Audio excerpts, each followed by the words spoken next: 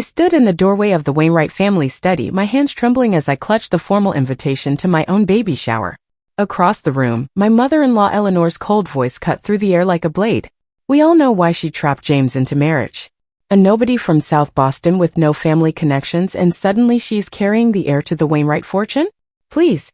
Eleanor's perfectly manicured hand gestured dismissively as she spoke to her husband, Richard. Darling, perhaps we should, Richard began, his voice faltering when he spotted me in the doorway. Eleanor turned, her face transforming from contempt to a practiced society smile in an instant. Olivia, we didn't hear you come in. I placed one protective hand over my 7 months pregnant belly. Clearly, we were just discussing the baby shower arrangements, Eleanor lied smoothly, crossing the Persian rug toward me. I've invited the Astors and the Vanderkamps. Having the right connections from birth is so important. I stared at her, this woman who had spent the last 2 years making subtle digs about my background while pretending to welcome me into the family. James and I had met when I catered an event at his financial firm. I was running my struggling small business, and he was the heir to one of Boston's oldest banking fortunes. According to Eleanor, I was a social climbing gold digger who had somehow ensnared her perfect son. I heard what you said, I replied, my voice steadier than I felt. And I think it's time we stopped pretending. You've made it clear from day one that you don't think I'm good enough for your son or your family. Eleanor's smile didn't waver. Olivia, you're being overly sensitive. Pregnancy hormones, I imagine. Don't gaslight me, I said, surprising myself with my directness. Behind her, Richard looked uncomfortable but remained silent. I built my catering business from nothing. I paid my way through culinary school working 3 jobs. I've never asked James or your family for a dime. Yet here you are, living in our guest house, attending our social functions, wearing clothes James bought you, and conveniently pregnant with the next Wainwright heir. Eleanor's facade finally cracked, revealing the contempt beneath. We know exactly what you are. The study door opened behind me, and James walked in. My husband of 18 months looked between his mother and me, immediately sensing the tension. What's going on, he asked, coming to stand beside me. I waited for Eleanor to backtrack, to lie. Instead, she straightened her spine and doubled down. I was just explaining to Olivia that some of us have concerns about her intentions with you, darling. Surely you must see it too. Her voice dripped with maternal concern. All those mysterious phone calls she takes in private? The meetings in town when she claims to be working on her little catering business? And now this rush pregnancy before the ink is even dry on your marriage certificate. James stared at his mother in disbelief. Mom, what are you talking about? It's time for transparency, Eleanor continued. Richard and I believe it would be prudent to amend your trust before the baby arrives. Some additional protections for the family assets, just to be safe. The implication hung in the air. They thought I was setting up some kind of financial con, using pregnancy to secure my claim to Wainwright money. I looked at James, waiting for him to defend me. He hesitated, just a fraction of a second too long. And in that moment of hesitation, something inside me broke and simultaneously hardened. James? I whispered. Of course I don't think that, he finally said, putting his arm around me. Mom, this is ridiculous. But I had seen it, that flicker of doubt in his eyes. I need some air, I said, pulling away from him. As I walked out of the study, I heard Richard finally speak. Eleanor, that was completely uncalled for. But it was too late. In that moment, I made a decision that would change all our lives forever. I was done trying to prove myself worthy of the mighty Wainwrights. It was time to show them exactly who they were underestimating. 3 weeks after the confrontation in the study, I sat alone in the garden of the Wainwright guest house, my laptop open to a spreadsheet that had nothing to do with catering. The doubt in James's eyes that day had triggered something in me, a realization that I'd spent 2 years of marriage trying to be someone I wasn't to please a family that would never accept me. The truth was, before meeting James at that fateful corporate event, I hadn't just been a caterer struggling to make ends meet. I'd been hiding. My phone buzzed with a text from my old partner, Marcus. Found the connection. Franco is definitely working with Sterling. Meeting at 2 p.m.? I texted back a confirmation and closed my laptop just as James appeared at the garden gate. Hey, he said cautiously. Can we talk? Things had been strained between us since that day in his parents' study. I'd moved back to the guest house, claiming I needed space to think. Sure, I said, setting aside my work.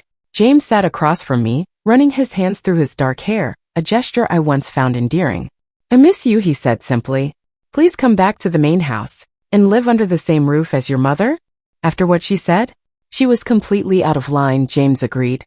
She and Dad have been arguing about it for weeks. She even suggested hiring a private investigator to look into your background. I froze. And what did you say to that? He reached for my hand. I told her absolutely not.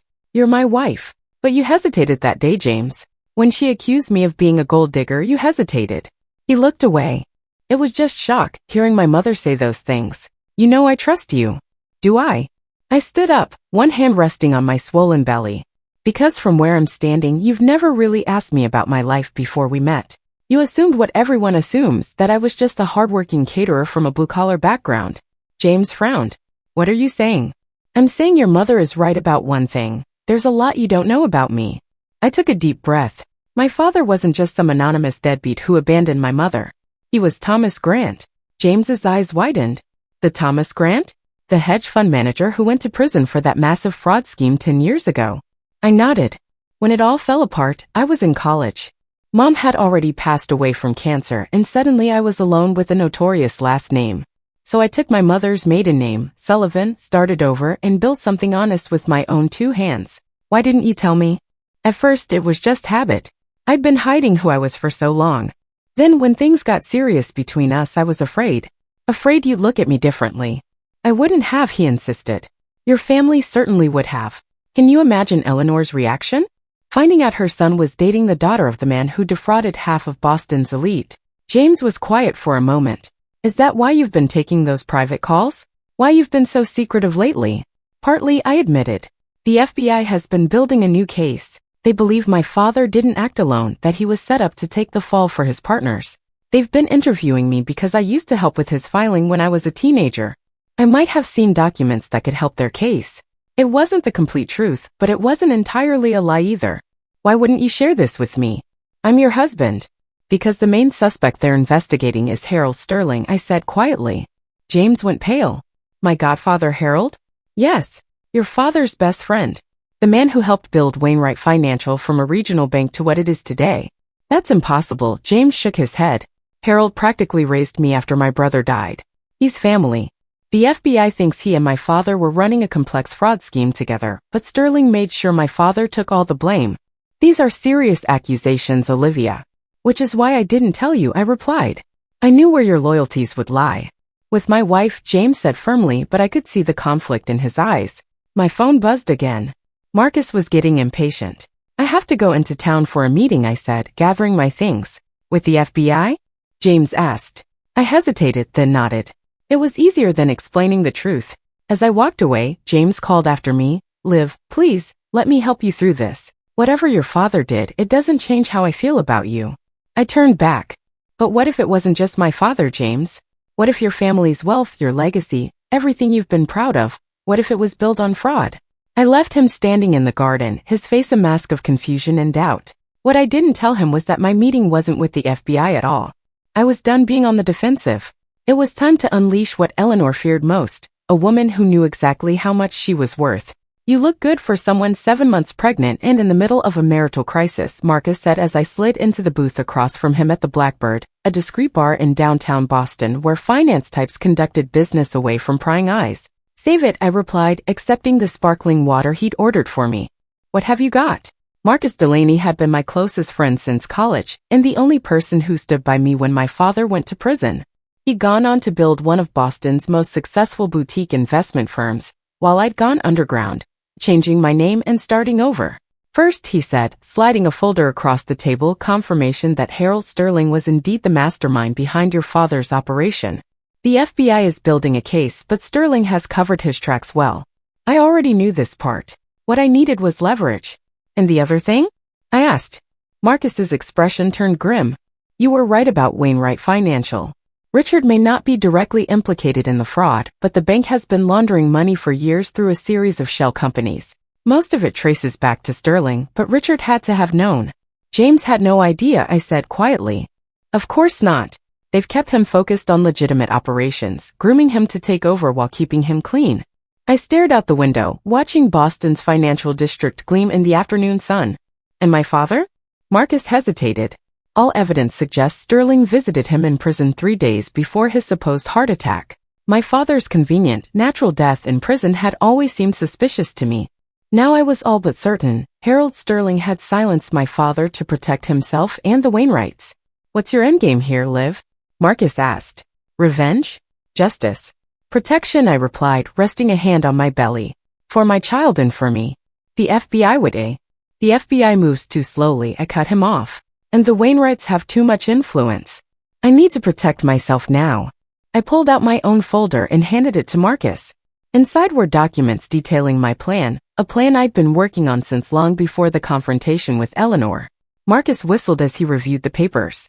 This is comprehensive. And borderline insane. It's calculated, I corrected him. Everything in there is completely legal. Using your inheritance from your mother to make these investments was smart, he conceded. No one can claim you used Wainwright money. What no one in the Wainwright family knew, what I had never shared with James, was that my maternal grandfather had left my mother a significant inheritance. She had put it in a trust for me with Marcus as trustee, ensuring my father couldn't touch it during his legal troubles. For 10 years, Marcus had quietly grown that money while I lived modestly, biding my time. The property across from the Wainwright estate, Marcus continued, that was a stroke of genius. But are you sure you want to go through with the rest of this? Once you pull the trigger, there's no going back. Eleanor called me a gold digger, I said calmly. She thinks I married James for his money. The irony is I never needed it. What I'm about to do isn't about money, it's about truth. And James? Do you still love him? I looked down at my wedding ring. That's complicated. He's not his parents, Liv. No, I agreed. But he's not free of them either. He hesitated, Marcus. When his mother accused me, he hesitated. Marcus reached across the table and squeezed my hand. Just be careful. The Wainwrights and Sterling won't go down without a fight. Neither will I said. I'm Thomas Grant's daughter, after all. As I left the Blackbird, I made another call, this one to the U.S. Attorney's office. The prosecutor handling the Sterling investigation had been trying to get me to cooperate officially for months. Now I was ready, but on my terms. That night, as I returned to the Wainwright guest house, I found James waiting for me. His expression was unreadable. Harold came by the office today, he said without preamble. He mentioned you'd been asking questions about him and my father. Care to explain? I told you the FBI is investigating. Cut the crap, Olivia, James interrupted, his voice hard. I called an old friend at the bureau. There is an investigation, but you're not working with them officially. So what's really going on? I felt a moment of panic, followed by calm resolution. Your godfather had my father killed in prison, I said bluntly. And your family's bank has been laundering money for years. James stared at me in shock. Those are serious accusations. They're facts, James. Facts I can prove. So what is this? He demanded. Some elaborate revenge scheme? Did you marry me as part of this crusade? The pain in his question cut deep, but I remained steady. I married you because I loved you. Everything I told you about my feelings was real. But you lied about who you were. I changed my name to escape my father's legacy, I corrected. That's not the same as lying about who I am. And all these secret meetings? The mysterious phone calls. I've been gathering evidence against Sterling and building a financial safety net for myself and our child, I admitted. Because deep down, I knew this day might come when your family's true colors would show and I'd need protection. James paced the room, running his hands through his hair. I don't know what to believe anymore. Believe this, I said, my voice softening. In 3 days, the U.S. Attorney will issue warrants related to fraud at Wainwright Financial. Harold Sterling will be the primary target, but your father will likely face questions too. James went pale. And you're behind this? No, James. Your godfather's crimes are behind this. I'm just done being silent. What do you want? He asked finally. Money? Control of the bank? I shook my head, disappointment washing over me. Even now he couldn't see me clearly. I want what I've always wanted, honesty and respect, neither of which your family has ever offered me. I picked up my purse and headed for the door. I won't be staying here tonight. I've purchased the Addison property across the street. You know, the one your mother always coveted but could never convince the owners to sell? James looked stunned. How could you possibly afford that? I smiled sadly. There's so much you never bothered to ask about me, James. Maybe if you had, we wouldn't be here now. As I walked out the door, I added, when you're ready to talk, really talk, you know where to find me. But you might want to hire a good lawyer for your parents first. The Addison estate had stood vacant for years, its sprawling grounds visible from the Wainwright mansion across the street. Rumors had circulated for a decade about who owned it, some foreign investor who never visited, most people believed. In reality, the property had been purchased through a series of shell companies that all traced back to my mother's family trust, managed by Marcus. I had bought it 3 years ago, never imagining I would one day live in it. The morning after my confrontation with James, I sat in what would become my home office, surrounded by boxes and renovation plans. The realtor had been shocked when I'd called yesterday, asking for immediate occupancy, but money had smoothed the way. My phone rang. It was the U.S. Attorney Catherine Pearson. "Mrs. Wainwright," she said when I answered. "I've reviewed the documents you provided. They're compelling. Enough to move forward?" I asked. "More than enough. We'll be executing search warrants at Wainwright Financial tomorrow morning. Sterling's residence and offices as well." I closed my eyes, feeling the weight of what I had set in motion. "And my immunity deal?" "As agreed. Full immunity in exchange for your testimony. But I have to ask, why now? You've had this information for months." I looked out the window toward the Wainwright estate. Let's just say I'm done being underestimated. After ending the call, I received a text from Marcus. "Sterling's making moves. Large transfers to offshore accounts. He knows something's coming." I wasn't surprised. Sterling had always been paranoid and prepared. But so was I. My next call was to my doctor, confirming my appointment that afternoon. The stress of recent events had me concerned about the baby. As I was gathering my things to leave, there was a knock at the front door. I opened it to find Eleanor Wainwright standing on my new doorstep, impeccably dressed as always, her expression a mixture of shock and fury. "So it's true," she said, taking in the moving boxes behind me. "You've bought the Addison place." "Hello, Eleanor," I replied calmly. "Yes, I have." "How?" she demanded. "We both know you could never afford this on a caterer's salary, even with what James gives you." "I didn't need James's money," I said. "I never did." Her eyes narrowed. "What game are you playing?" "No game. Just reclaiming my dignity." I stepped outside, closing the door behind me. "I have an appointment to get to." "James is devastated," she said, blocking my path. "Whatever you're doing, whatever your angle is, it won't work. The Wainwrights protect their own." "Like you protected Harold Sterling?" I asked quietly. Eleanor's face paled. "I don't know what you're talking about." "I think you do. And so does Richard." I met her gaze steadily. "Did you know Sterling had my father killed in prison, or was that just a convenient surprise?" "Your father." Confusion crossed her face, then dawning realization. "Thomas Grant was your father?" "The fraudster. The man who took the fall for Sterling's crimes," I corrected. "While your family looked the other way and profited." Eleanor's shock gave way to calculation. "So that's what this is about. Revenge." "Justice," I countered. "And protection for my child, your grandchild. The FBI will be at Wainwright Financial tomorrow morning with search warrants. You might want to prepare Richard." I moved past her toward my car, but she grabbed my arm. "You have no idea who you're dealing with," she hissed. "If you think you can bring down this family, you're delusional." I removed her hand from my arm. "I don't want to bring down the family, Eleanor. But I will protect what's mine, including my reputation." I opened my car door. "By the way, those rumors you started at the club about me being a gold digger? I'd retract those if I were you. Defamation suits can be so messy." As I drove away, I saw Eleanor pull out her phone, undoubtedly calling Richard or Sterling. The clock was ticking now. At my doctor's appointment, I received reassurance that despite the stress, the baby was doing well. Afterward, I stopped by the Blackbird to meet Marcus again. "Sterling's in panic mode," he reported. "He tried to access the encrypted accounts this morning but found them locked." As planned, I nodded. We had anticipated Sterling would try to flee with the hidden assets once he sensed trouble. What he didn't know was that I had gained access to those accounts months ago, thanks to passwords I'd memorized while working for my father as a teenager. I hadn't stolen the money, that would be illegal. I had simply frozen the accounts and provided the information to the FBI. "What about James?" Marcus asked. "Have you spoken with him?" "Not since last night," I admitted. "He thinks I married him as part of some revenge plot." "Didn't you?" "At least a little bit." I shook my head. "I fell in love with him in spite of his family, not because of it." I stared into my sparkling water. But maybe there was always a part of me that wanted to come full circle, to go from being the disgraced daughter of Thomas Grant to someone the Wainwrights couldn't dismiss. Marcus studied me. And now I just want the truth to come out, for my father's name to be cleared, and for my child to grow up in a world where the real criminals have faced justice. My phone buzzed with a text from an unknown number. "You should have left it alone, Olivia. Some secrets are better buried with the dead." I showed it to Marcus, who frowned. "Sterling?" "Probably." I wasn't afraid.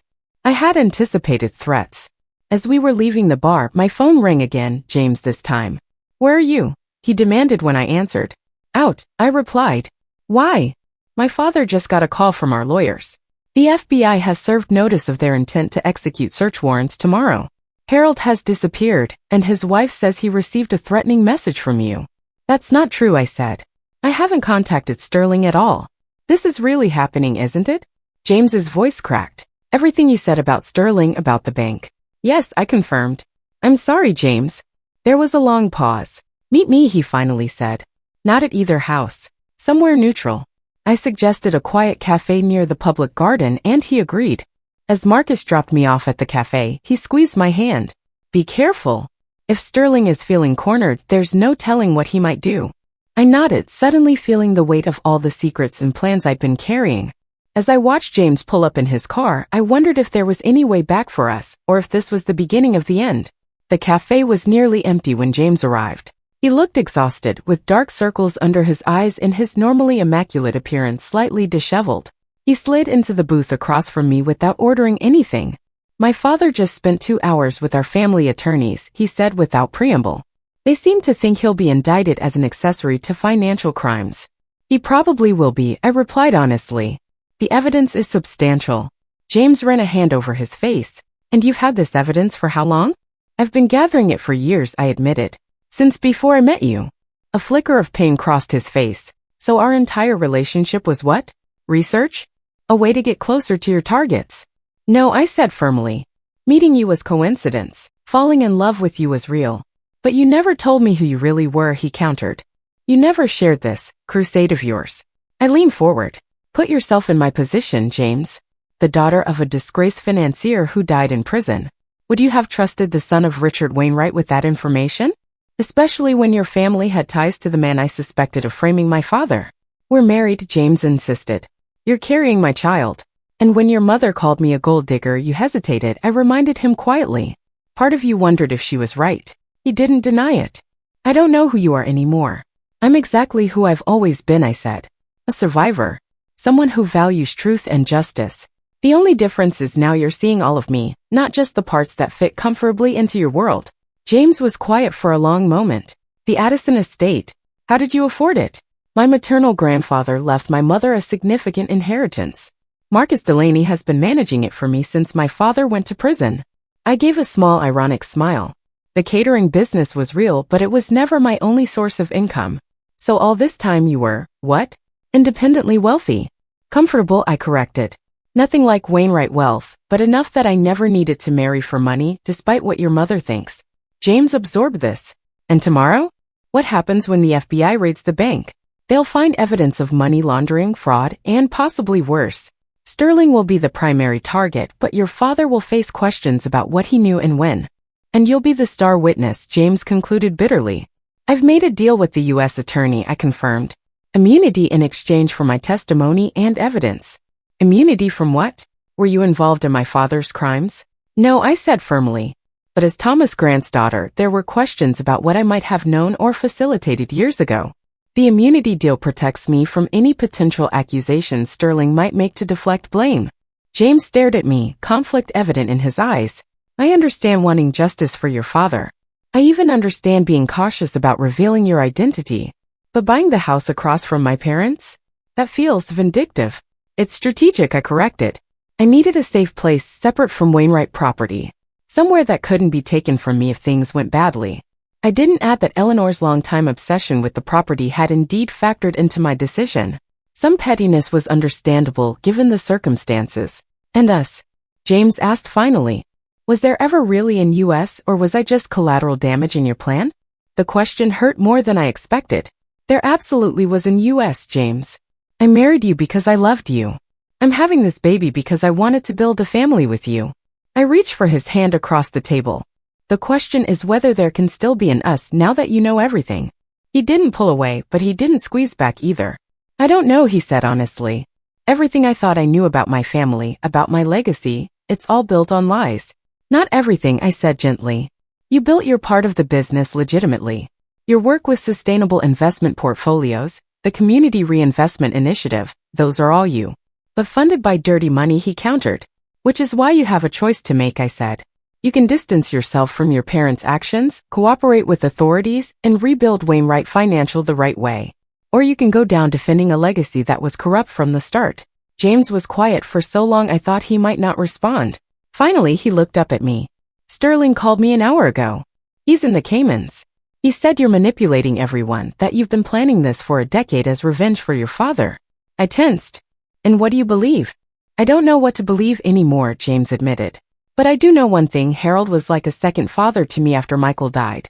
The fact that he ran instead of staying to defend himself, it tells me something's very wrong. James's older brother Michael had died in a sailing accident as a teenager, leaving James as the sole Wainwright heir. Harold Sterling had indeed stepped in as a mentor to James during that difficult time. Sterling ran because he's guilty, I said simply. And because he knows I have proof. James withdrew his hand from mine. I need time to think. To process all of this. I nodded, fighting back unexpected tears. Hormones or heartbreak, I wasn't sure which. I understand. As James stood to leave, he paused. For what it's worth, I never thought you were a gold digger. Not really. That moment of doubt, it wasn't about you. It was about me wondering if I'd been too caught up in how much I loved you to see clearly. After he left, I sat alone in the cafe, feeling both relieved and devastated.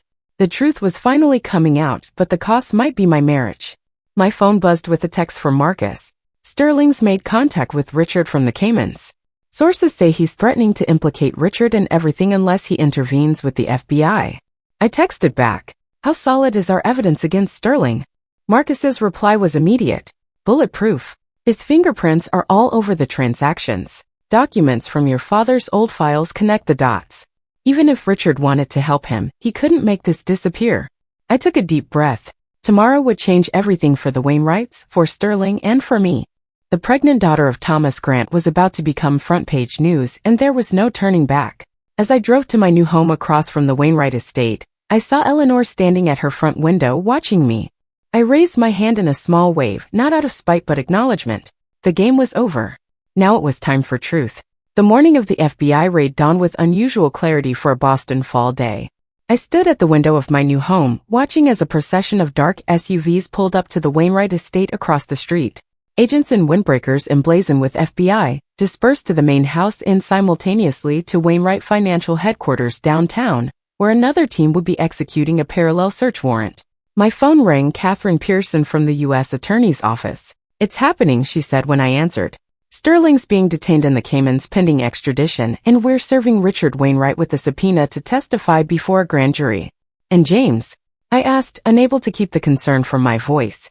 We have no evidence suggesting he was involved in any of the illegal activities, Catherine assured me. He'll be questioned, of course, but as a witness, not a suspect. Relief flooded through me. Despite everything, I didn't want James to suffer for his father's crimes. Mrs. Wainwright, Catherine continued, will need you to come in tomorrow to formally review your statement before the grand jury convenes next week. I'll be there, I promised. After hanging up, I watched as Richard Wainwright was escorted to a waiting vehicle, not in handcuffs but clearly under direction. Eleanor followed, her face a mask of dignified fury. Even in crisis, she maintained appearances. My doorbell rang, startling me. When I opened it, I found James standing there, looking as though he hadn't slept. Can I come in? He asked quietly. I stepped aside, letting him enter the mansion that until yesterday he hadn't known I owned. He took in the soaring ceilings, the marble foyer, the sweeping staircase, all features that mirrored his family's home across the street. You've been busy, he commented, following me to the kitchen where I'd been about to make tea. The renovations were completed last year, I explained. I've been managing it remotely. Always planning ahead, James noted, his tone unreadable. I handed him a cup of tea. I saw your parents being taken in for questioning. James nodded grimly. Dad called me right before they arrived. He admitted everything. Sterling did mastermind the scheme, but Dad knew. He looked the other way because it was making the bank billions. I'm sorry, James, I said, and meant it. No matter what I thought of Richard Wainwright, he was still James's father. The raid at the bank revealed hidden ledgers in Sterling's office, James continued, and a safe containing documents about your father, including correspondence suggesting Sterling arranged his death. I closed my eyes briefly, the confirmation hitting me harder than expected. I suspected as much, but hearing it confirmed.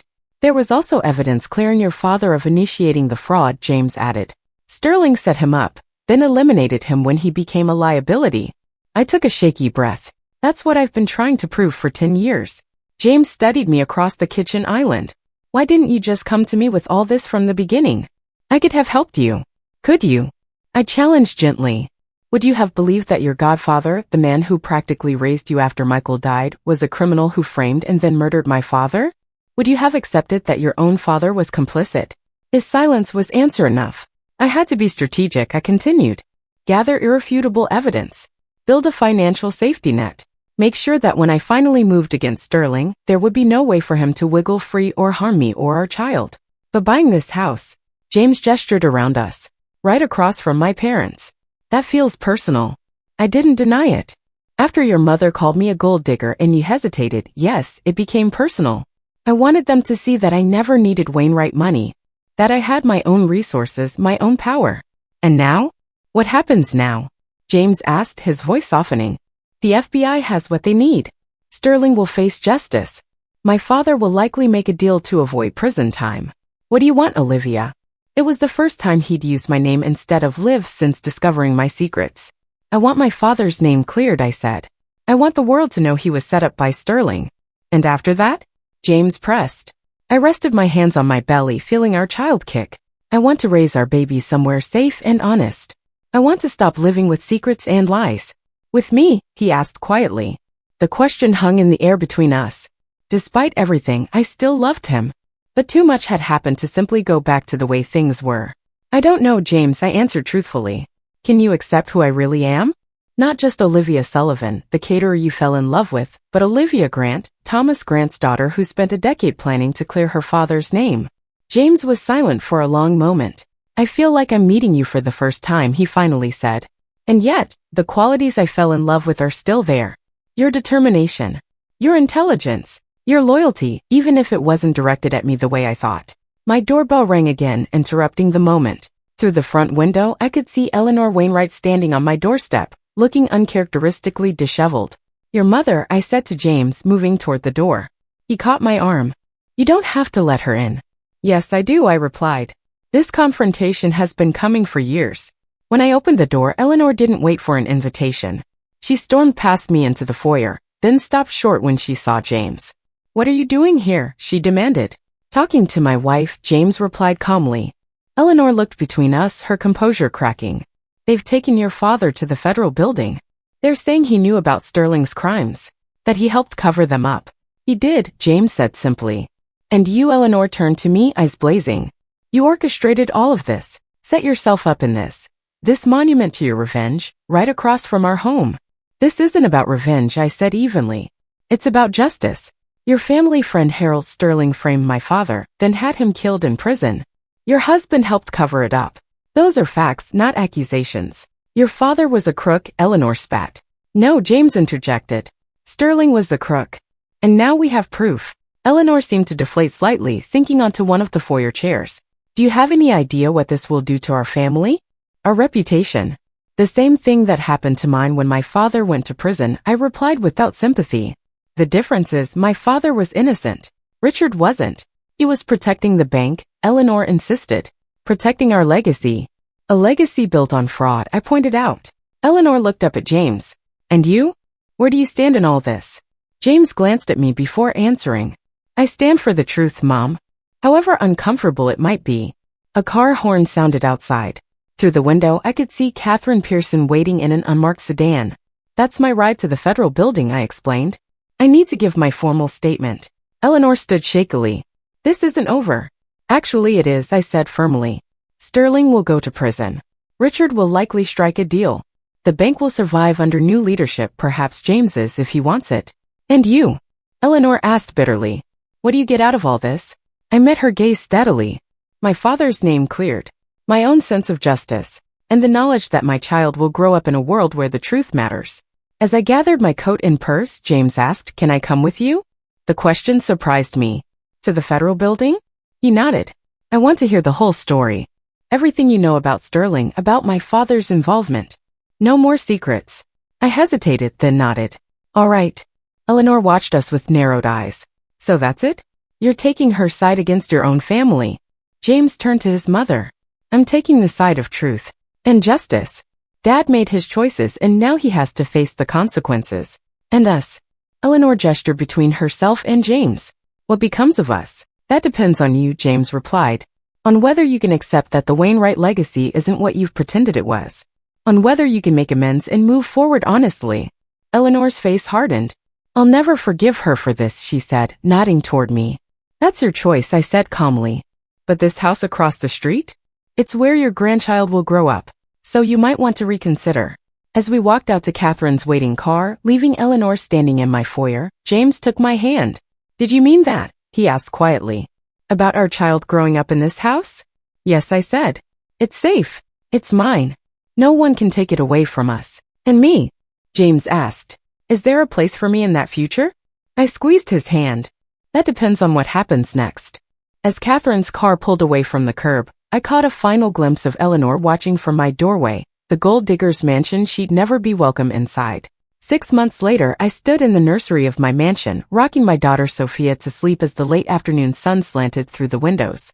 At 2 months old, she was the image of James with her dark hair and inquisitive eyes, though everyone said she had my determination, evident in the strong grip of her tiny fingers and her unwillingness to be put down when she wasn't ready. From the nursery window, I could see the Wainwright estate across the street. It looked different now, quieter, less imposing somehow. Perhaps because I no longer felt intimidated by it. My phone buzzed with a news alert. Breaking! Harold Sterling sentenced to 25 years for fraud, conspiracy, and Thomas Grant case. I felt a complicated surge of emotions, relief, vindication, and a tinge of sadness for the years lost, the father who would never meet his granddaughter. Is she finally asleep? James asked softly, appearing in the doorway. I nodded, gently placing Sophia in her crib. We tiptoed out, leaving the door slightly ajar. Sterling's sentencing came through, I said as we walked downstairs to the kitchen. 25 years. James nodded soberly. I saw. Catherine called to let me know. In the months since the FBI raid, our lives had transformed completely. Richard Wainwright had indeed struck a deal with prosecutors, providing evidence against Sterling in exchange for a reduced sentence of house arrest and financial penalties. Wainwright Financial had survived, though with its reputation severely damaged and under entirely new leadership, not James, who had chosen to step away from the family business entirely. How do you feel? James asked, pouring us both glasses of wine. We had moved to the terrace overlooking the garden, enjoying the spring evening. Vindicated, I said after a moment's reflection. My father wasn't a saint, but he wasn't the mastermind everyone believed him to be. His name has been cleared, at least partially. And the mansion? James gestured around us. Still feeling like it was worth it? I smiled. Since the truth had come out, we had gradually found our way back to each other. James had moved in 3 months ago, just before Sophia was born. Our relationship was different now, more honest, more equal. He had had to reconcile the fact that I wasn't just the woman he married, but someone with her own complex past and motivations. I had had to learn to trust him with my full truth. Definitely worth it, I confirmed. Though perhaps the directly across from your parents' location was a bit much. James laughed. Mom still can't stand to look at it.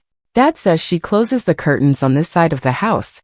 Richard and Eleanor had remained in their mansion, though Richard was confined there by the terms of his plea agreement. Eleanor had maintained her social schedule as best she could, though many former friends had distanced themselves after the scandal. Has she said anything more about wanting to meet Sophia? I asked carefully. James sighed. She asks about her. Looks at the pictures I sent. But she's still not ready to cross the street. Her loss, I said, trying to keep the bitterness from my voice. Despite everything, I had hoped Eleanor might soften once her granddaughter was born. For Sophia's sake, not mine. She'll come around, James said, though without much conviction. Or she won't. Either way, we're building our own family now. My phone rang, Marcus calling with his weekly check-in. The Grant Foundation funding came through, he announced when I answered. The first scholarships can be awarded this fall. In the aftermath of Sterling's arrest and my father's posthumous partial exoneration, I had established a foundation in my father's name to provide education funding for children of incarcerated parents. It felt like the right way to transform our family legacy. That's wonderful news, I said, sharing a smile with James. The foundation had been his idea, a way to create something positive from all the pain and deception. After ending the call, I found James studying me intently. What? I asked.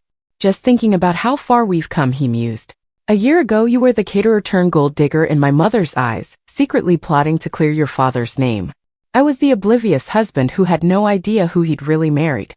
And now we're just James and Olivia, he said simply. Parents to Sophia. Partners in rebuilding what matters. The doorbell rang, interrupting our moment. Our housekeeper answered it, then appeared on the terrace. "Mrs. Wainwright," she said. "You have a visitor." To my shock, Eleanor stepped onto the terrace, looking uncomfortable but determined. She carried a small gift bag. "Mother," James said, standing. "This is unexpected." Eleanor cleared her throat. "I was hoping to see my granddaughter." James and I exchanged glances. "She's napping," I said carefully. "But she should wake up soon for her feeding." Eleanor nodded, extending the gift bag toward me awkwardly. "I brought this for her." Inside was a silver rattle with the Wainwright family crest, a traditional gift for Wainwright children. The gesture wasn't quite an apology, but it was something. "Would you like some wine while we wait?" I offered, deciding to meet the olive branch halfway. Eleanor hesitated, then nodded. "That would be acceptable." As James poured his mother a glass, I caught her taking in the details of our home, the renovations I'd made, the family photos displayed prominently, the toys already scattered despite Sophia's young age. Her expression was unreadable. "You've done well for yourself," she finally said, the closest thing to a compliment she'd ever offered me. Yes, I agreed. "I have." Through the baby monitor, we heard Sophia beginning to stir. James stood. "I'll get her." When he'd gone inside, Eleanor and I sat in awkward silence for a moment. "I'll never like you," she finally said bluntly. I almost laughed at her honesty. "I understand that. But Sophia is innocent in all this. She's a Wainwright, regardless of everything else." Eleanor sipped her wine. "And Richard would like to meet her as well when you're comfortable with that." It wasn't quite peace between us, but it was an acknowledgement of the new reality. I wasn't going anywhere, and neither was my daughter. "We can arrange that," I said. James returned with Sophia, who was awake and alert, her tiny head swiveling to take in the new face. When Eleanor held out her arms, James looked to me first. I nodded slightly. As I watched my former nemesis hold my daughter, her expression softening despite herself, I felt a strange sense of completion. For years, the Wainwrights had been both my adversaries and my family. Now we were finding a new equilibrium, not based on lies or pretense, but on the simple truth of shared blood. Later that night, after Eleanor had gone home and Sophia was asleep again, James and I stood at our bedroom window. From there we could see both houses, the Wainwright legacy on one side of the street, and our new beginning on the other. "You know what I just realized?" James said, wrapping his arms around me from behind. "What's that?" "In a way, my mother was right about you." I turned to face him, eyebrows raised. "Not the gold digger part," he clarified with a smile. "But she always said you would change everything. She just didn't know it would be for the better." As we got into bed, I thought about the journey that had brought me here, from the disgraced daughter of Thomas Grant to Olivia Sullivan the caterer to Olivia Wainwright, mother and vindicated truth seeker. The mansion across from the Wainwrights had begun as a strategic acquisition, then transformed into a symbol of defiance, and now had become simply home. "No regrets?" James asked, seeming to read my thoughts. "Not one," I replied, thinking of my daughter sleeping peacefully down the hall, of my father's name partially cleared, of the foundation that would help others in our situation. The irony wasn't lost on me. Eleanor had called me a gold digger, never imagining that I had more resources than I let on. She had judged me for my supposed ambition, never realizing that what I sought wasn't wealth but truth. Now I owned a $15 million mansion across from hers, and she had to request permission to enter. Sometimes justice comes in unexpected packages. Sometimes vindication looks like a baby with her father's eyes and her mother's determination, sleeping peacefully in a house that was once just a strategic acquisition but had become the heart of a new legacy, one built on truth rather than deception. My father would have appreciated the irony. As I drifted off to sleep beside James, I imagined my father smiling down at his granddaughter, finally at peace knowing that his name had been cleared and his legacy transformed through her. The gold digger's revenge had turned into something far more valuable than gold. A future built on truth, a family forged through adversity, and a home where lies were no longer welcome, not even from in-laws standing on the doorstep.